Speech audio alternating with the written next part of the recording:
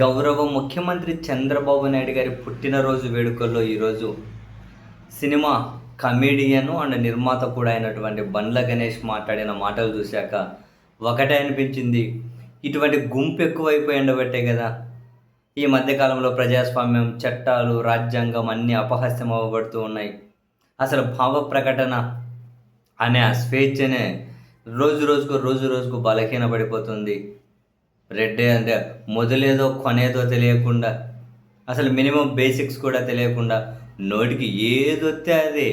So, మైకులు పట్టుకుంటే పిచ్చి పిచ్చిగా మాట్లాడి ఇట్లాంటోళ్ళందరూ ఉండబట్టే కదా ఇవన్నీ బలహీనం అయ్యేది అనిపించింది. సరే, చంద్రబాబు నాయుడు గారిని తను అభిమానించొచ్చు, ఆ హక్కు ఆయనకుంది. ఎన్నైనా పొగడ్తలు, ప్రశంసలు ఎన్నైనా చెప్పుకోవచ్చు. అవన్నీ చెప్పారు, పర్లేదు. కానీ పుట్టినరోజు వేడుకగా ఈ కమెడియన్ కమ్ నిర్మాత బండ్ల గణేష్‌ది ఒక కోరికట. చంద్రబాబు నాయుడు గారిని ఎవరెవరో విమర్శిస్తూ ఉన్నారట. ఎంతకాలం మీరు మీరు దేవుడికి, భగవంతుడికి ప్రతిరూపం సార్. మీరు భగవంతుడికి ప్రతిరూపం.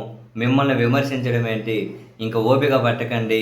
విమర్శించే వాళ్ళ సంగతి చూడండి. ఏమో ఒక తుపాకీ ఇచ్చి కాల్చేయమంటే సరిపోతదా బండ్ల గణేష్? ఎవడు చెప్పాలిరా బాబు ఇలాంటోళ్ళకి? అసలు విమర్శ, ప్రతి విమర్శ ఇవే ప్రజాస్వామ్యాన్ని బలోపేతం చేస్తాయని, అసలు అది ఉండబట్టి ఈయన మైక్ తీసుకొని నోటికి ఏదొస్తే అది మాట్లాడగలుగుతున్నాడు అని ఎవరు చెప్పాలిరా బాబు? ఇటువంటి వాళ్ళు బానిసలు అయిపోతారు. ఇంకొకరిని కూడా అందరూ మాలాగే బానిసలు అయిపోండి.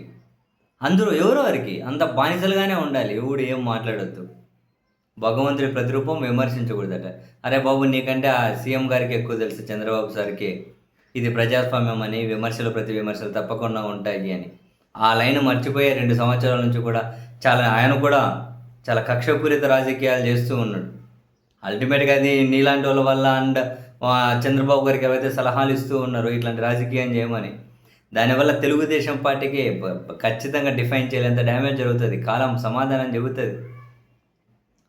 రాజకీయంగా వీళ్ళు ఇంకొకరు వీళ్ళను విమర్శిస్తారన్న బేసిక్ లైన్ కూడా లే.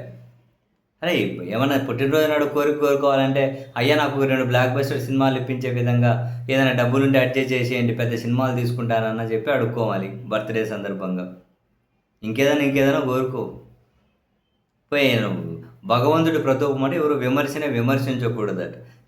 ఇటువంటి బానిస మనస్తత్వం ఉన్నోళ్ళందరూ పెరిగిపోయి రాష్ట్రం, దేశం సంకనాకిపోక ఏమవుతుంది చూడండి.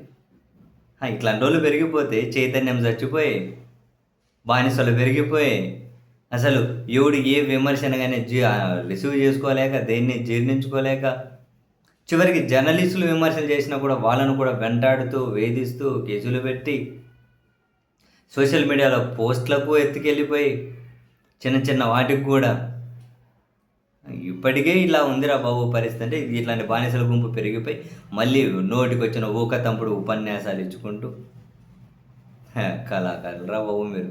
సినిమాల్లో నటించాల్సిన వాళ్ళు ఒక సినిమాని ఇచ్చిపెట్టి మీలాంటి వాళ్ళందరూ ఇట్లా నిజ జీవితంలోకి వచ్చి ఈ బానిసత్వము నటించడము చేసి ఇంకెంత నాశనం చేస్తారు రా బాబు. చైతన్యం కావాల్సిన సమాజాన్ని నాశనం చేస్తున్నారు ఇట్లాంటి వాళ్ళందరూ. అరే బాధ అనిపించింది ఇట్లాంటి వాళ్ళు మాట్లాడితే. అదేంటంటే చూస్తారు కదా, నోటికి ఏదైతే అది మాట్లాడతాడు కదా. ఆ సోషల్ మీడియాలో వైరల్ అయిపోతూ ఉంటాయి కదా, ఆ షార్ట్స్లో ఆడ ఈడ. మరి ఇట్లాంటి బానిసల సంఖ్య ఎంతో కొంత పెరుగుతుంది కదా ఇట్లాంటివి చూస్తే. ఎవడన్నా చైతన్యం అవుతాడా? అయితే మంచిదే, బాగానే ఉండేది ఆ రాష్ట్రం, దేశం బాగానే ఉండే రాష్ట్రం, దేశం. ఇట్లాంటి జీవన ప్రమాణాలు ఎందుకు ఉండేటివి చాలామందికి పాపం. అందులో 27 మంది ఇంకా 3 పూటల తిండికి కూడా లేకుండా ఎందుకు అలమటించేవాళ్ళు. ఇంక ఇట్లాంటి వాళ్ళ సంఖ్య పెరుగుతూ పోతూ ఉంటే ఇంక అట్లాంటివే చూస్తూ ఉంటాం మేము రాబోయే కాలంలో కూడా అనిపించింది.